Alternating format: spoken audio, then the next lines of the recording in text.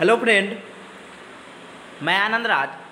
आप सब भी देखिए, मौलाना यूनिवर्सिटी जो आपका पटना में है, मौलाना मजरूल हक अरबिक एंड फारसी यूनिवर्सिटी जो पटना में है, देखिए उसका बीएड सेकेंड ईयर का VVI क्वेश्चन लेके आया। देखिए दो तीन दिन पहले उसका बीएड फर्स्ट ईयर का रिजल्ट आया। देखिए सेशन बहुत लेट है, क्योंकि देखिए बहुत सारा यूनिवर्सिटी में आपका बीएड सेकेंड ईयर का भी एग्जाम भी हो गया है और 2-3 यूनिवर्सिटी बीएड सेकेंड ईयर का रिजल्ट भी जारी कर दिया, जिसमें आपका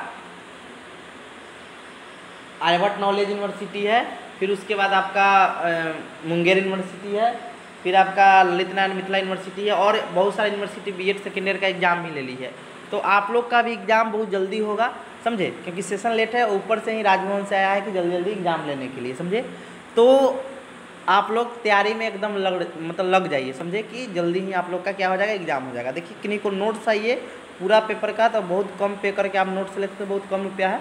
आप इस नंबर पर व्हाट्सएप कीजिएगा 9576002401 पर आप व्हाट्सएप कीजिएगा 9576002401 पर व्हाट्सएप करके आप नोट्स ले सकते हैं, समझे। अब देखिए आपका कोर्स 8 जो है आपका नॉलेज एंड करिकुलम, उसका VVI क्वेश्चन लेके आया है। क्वेश्चन है कि ऊपर लिखा हुआ है B Ed second year VVI question 2022 session 2022 Maulana university Patna आपका यूनिवर्सिटी के नाम हो गया। आप लोग का सेशन 2022 है। कोर्स 8 है आपका नॉलेज एंड करिकुलम। देखिए इसमें आपका 80 नंबर के पेपर होता है और C9 जो आपका असेसमेंट फॉर लर्निंग है, वो दोनों आपका 80 नंबर के बाद बाकी 3 पेपर, इसमें 5 पेपर का एग्जाम होगा। 3 पेपर आपका 40 नंबर का यूनिवर्सिटी एग्जाम, 10 नंबर का आपका प्रैक्टिकल होगा, इसमें 20 नंबर का प्रैक्टिकल होता है, तो वो आपका 40 नंबर का होता है। तो देखिए इसमें 5 यूनिट रहेगा, 5 यूनिट में आपका 10 क्वेश्चन रहता है, 10 में से आपको 5 क्वेश्चन का जवाब देना रहता है, समझे। और इसमें एक क्वेश्चन 16 नंबर का है और ये 80 नंबर का है। तो देखिए यूनिट 1 में एकदम VVI क्वेश्चन आपका है कि ज्ञान से आप क्या समझते हैं, ज्ञान एवं सूचना में क्या अंतर है, एकदम VVI क्वेश्चन, इसको पढ़ लीजिएगा, समझे।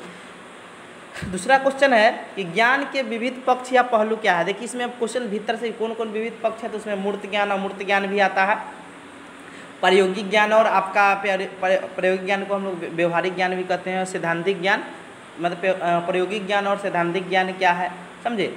तो ये सब भीतर से क्वेश्चन आता है, समझे। तो आप उसको पढ़ लीजिए, ज्ञान के विविध पक्ष, इसका वीडियो भी मिल जाएगा, तो वहाँ से आप देख लीजिएगा, भीतर से भी क्वेश्चन आया हुआ है। और एक्स्ट्रा में एक क्वेश्चन है कि निम्नलिखित में 2 संक्षिप्त टिप्पणी लिखे, सूचना, कौशल और विश्वास। आप ये 3 क्वेश्चन पढ़ लीजिएगा, जो ये आपका है।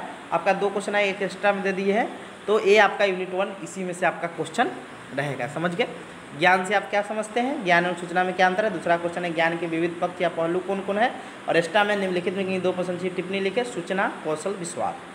देखिए यूनिट 2 में क्वेश्चन है कि ज्ञान के प्रकार का वर्णन करें। दूसरा क्वेश्चन है, तीसरा क्वेश्चन, चौथा है कि किस ज्ञान का समावेशन हमारे विद्यालय पठचर्या में होती है, और एक्स्ट्रा में क्वेश्चन है ज्ञान के समीक्षावाद सिद्धांत की विवेचना करें। तो यूनिट 2 में 3 क्वेश्चन देख लीजिएगा, आपका इसी से हो जाएगा, समझे। ज्ञान के प्रकार कौन कौन है और किस ज्ञान का समावेशन हमारे विद्यालय पठचर्या में होती है। यूनिट 3 में आपका पठचर्या से क्वेश्चन रहेगा ही रहेगा कि पठचर्या को परिभाषित करें, पठचर्या निर्माण के सिद्धांत का वर्णन करें। छठा क्वेश्चन है कोर पठचर्या से आप क्या समझते हैं, इसके महत्व का वर्णन करें। और एक्स्ट्रा में क्वेश्चन है कि पाठ्यक्रम के विकास में केंद्र एवं राज्य सरकार की भूमिका का वर्णन करें। तो ये 3 क्वेश्चन देख लीजिएगा कि पठचर्या को परिभाषित करें और पठचर्या निर्माण के सिद्धांत का वर्णन करें।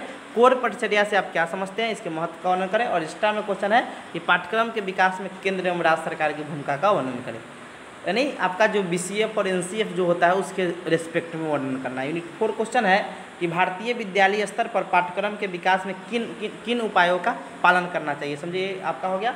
और 8वां क्वेश्चन है कि सामाजिक, राजनीतिक, भौगोलिक एवं आर्थिक विविधता किस प्रकार से पठचर्या के निर्धारक होते हैं। पठचर्या के निर्धारक कौन कौन है, ये भी क्वेश्चन आएगा, तो ये आंसर लिखिएगा, समझे। और एक्स्ट्रा में क्वेश्चन है कि राष्ट्रीय पठचर्या रूपरेखा 2005 का वर्णन करें, समझिए। तो ये आपका हो गया। अब यूनिट लास्ट में आपका है यूनिट 5 जो है कि पठचर्या के निम्नलिखित उपागम का वर्णन करें, मतलब कौन कौन उपागम है, क्वेश्चन आएगा पठचर्या के कौन कौन से उपागम है।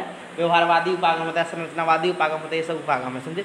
और अगला क्वेश्चन है कि निम्नलिखित पर संक्षिप्त टिप्पणी लिखे, पाठ्य पुस्तक की आवश्यकता एवं महत्व। दूसरा है आपका ज्ञान की वैधता। तीसरा है पठचर्या एवं पाठ्यक्रम में अंतर, समझे, यानी पाठ्य पुस्तक की आवश्यकता एवं महत्व। दूसरा है ज्ञान की वैधता और तीसरा है आपका पठचर्या पाठ्यक्रम में अंतर। तो देख लीजिएगा। और एक्स्ट्रा में क्वेश्चन है कि पठचर्या निर्माण प्रक्रिया के महत्वपूर्ण विभिन्न पक्षों पर विचार करें। इतना क्वेश्चन देख लीजिएगा, आपका कोर्स 8 हो जाएगा। कोर्स 8 में इतना सफिशिएंट है आपके लिए, समझे। Thank you.